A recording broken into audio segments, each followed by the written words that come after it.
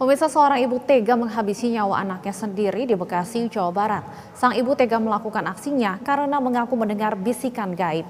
Selain informasi tersebut, kami juga memiliki rangkaian peristiwa kriminal lainnya yang menjadi pilihan redaksi. Berikut kami hadirkan dalam catatan kriminal berita 1 sore.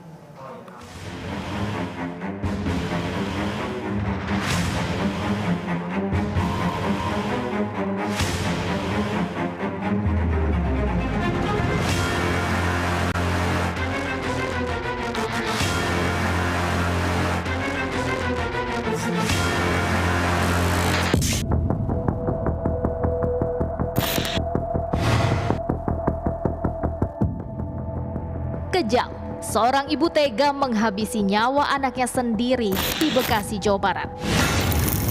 Aksi sadis ini terungkap pada 7 Maret 2024. Pelaku adalah SNF berusia 26 tahun.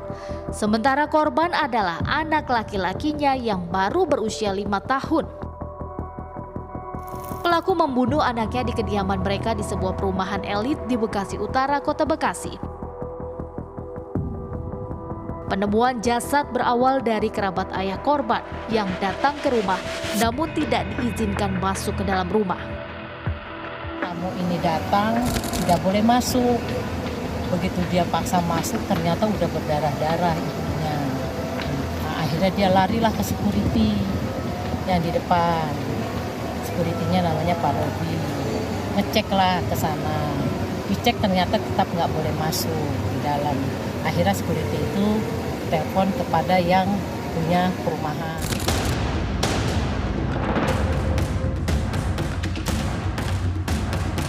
Pihak perumahan kemudian melapor ke polisi. Pihak Polsek Bekasi Utara langsung mendatangi rumah dan menemukan korban tewas bersimbah darah di atas tempat tidur. Ditemukan 20 luka tusuk di bagian tubuh korban. Dari hasil olah tempat kejadian perkara, polisi menemukan barang bukti berupa pisau dapur yang sempat dicuci. Ditemukan juga anak kedua pelaku yang baru berusia 1,5 tahun. Sementara pelaku alias ibu korban langsung dibawa polisi. Setelah diperiksa, sang ibu mengaku tega menghabisi anaknya karena mendapat bisikan gaib. Pelaku menusuk tubuh korban berulang kali menggunakan pisau dapur. Berdasarkan penyelidikan polisi, ibu korban langsung ditetapkan sebagai tersangka. Saudari SNF atau ibu dari korban itu telah ditetapkan sebagai tersangka. Ya, berdasarkan bukti yang cukup yang ditemukan oleh penyidik. Setidaknya sudah 5 saksi yang dilakukan pemeriksaan, 3 diantaranya security, kemudian 1 kerabat tersangka, yang 1 lagi adalah saudara dari suaminya tersangka.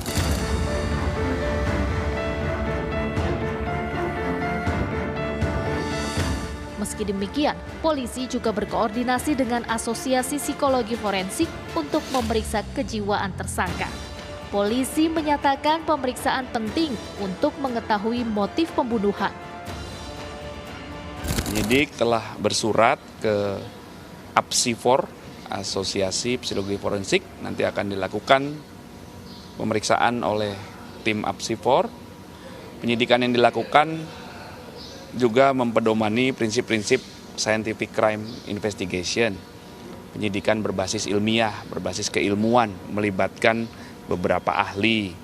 Karena keterangan ahli itu juga merupakan salah satu alat bukti untuk melengkapi berkas, untuk membuat terangnya sebuah peristiwa pidana. Setelah melewati pemeriksaan psikologi, polisi menyatakan pelaku mengalami halusinasi dan mengidap skizofrenia. Gangguan mental yang dialami pelaku telah diketahui oleh suaminya dan telah terjadi sejak 2 bulan terakhir.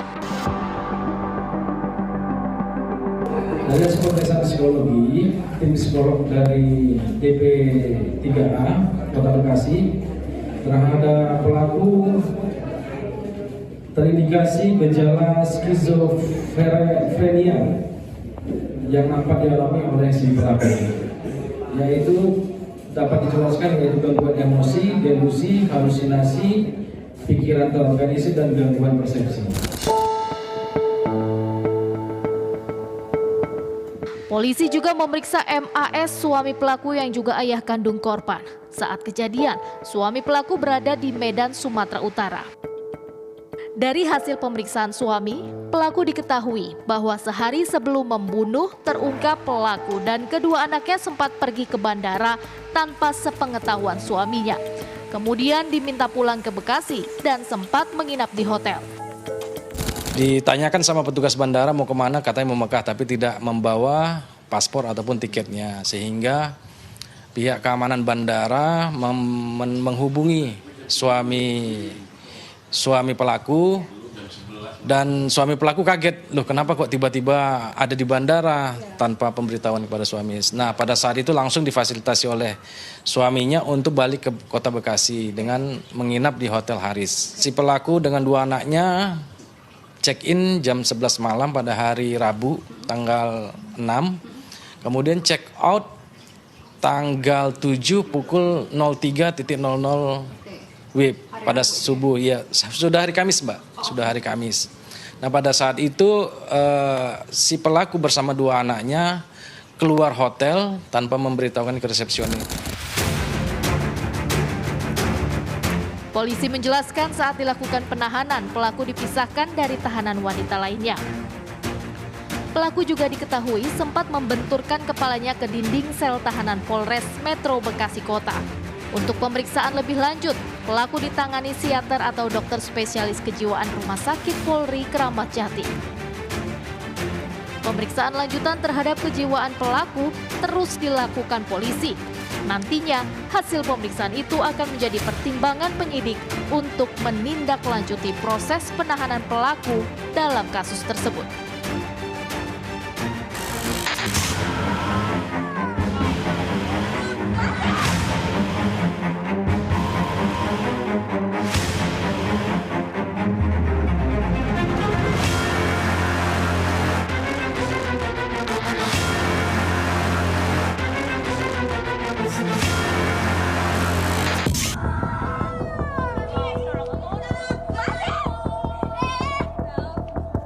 Perundungan dan penganiayaan remaja dan anak di bawah umur tak henti terjadi. Banyak kasus yang muncul sekaligus dengan konsekuensi hukum, namun tidak membuat para pelaku jera. Awal Maret 2024, perundungan terjadi di Kota Batam, Kepulauan Riau. Rekaman perundungan ramai di media sosial. Aksi perundungan terhadap dua remaja perempuan itu pun terekam di dua video berbeda. Pada video pertama, seorang remaja perempuan ditendang oleh beberapa orang remaja perempuan lainnya. Pada video kedua, remaja perempuan lainnya ditampar dan ditendang oleh para pelaku. Korban juga sempat dijambak. Setelah video viral, pihak kepolisian langsung melakukan penyidikan dan memanggil korban. Korban yang didampingi ibunya langsung membuat laporan. Dari keterangan korban, para terduga pelaku berjumlah 4 orang. Keempat pelaku kemudian diamankan pihak kepolisian. Keempat terduga pelaku langsung menjalani pemeriksaan intensif. Dari hasil pemeriksaan, dari 2 korban perundungan, 1 orang masih di bawah umur. Satreskrim Polresta Barelang menetapkan 4 orang sebagai tersangka. Aksi perundungan dan penganiayaan itu dipicu karena para tersangka sakit hati. Menurut polisi, korban kerap mengejek para tersangka hingga membuat para tersangka kesal. Korban juga disebut menuduh para tersangka mencuri barang miliknya. Informasi daripada keterangan daripada penyidik, jadi pelaku ini sering menjelek-jelekan pelaku ya di sini. Informasinya seperti itu. Dan yang kedua yaitu daripada korban itu dituduh istilahnya pelaku ini, barang pelaku dituduh ya, dicuri oleh korban. Dari keempat tersangka, 3 diantaranya masih di bawah umur, sementara 1 tersangka lainnya sudah berusia dewasa. Atas perbuatannya, keempat tersangka diancam hukuman penjara paling lama 7 tahun.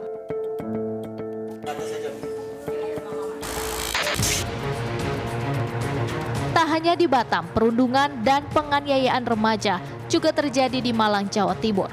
Lagi-lagi kasus terungkap karena kehebohan di Jagadmaya.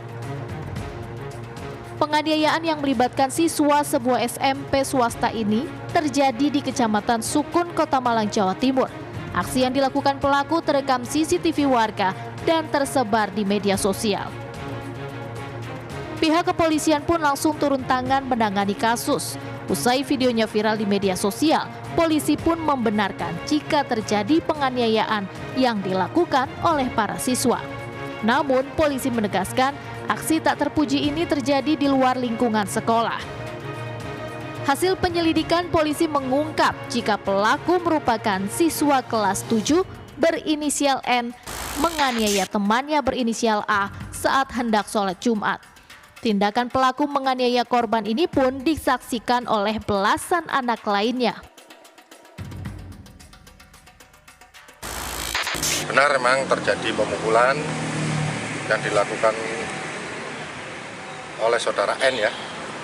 Saudara N terhadap saudara A di TKP yang saat itu terjadi pada sekitar pukul 11.00 yang bersangkutan akan melaksanakan sholat Jumat. Sementara itu, Kepala SMP tempat pelaku dan korban bersekolah menyebut akan melakukan tindakan kepada siswanya yang terlibat penganiayaan. Kasus kemudian ditangani unit PPA Polresta Malang sebab para pelaku dan korban masih di bawah umur.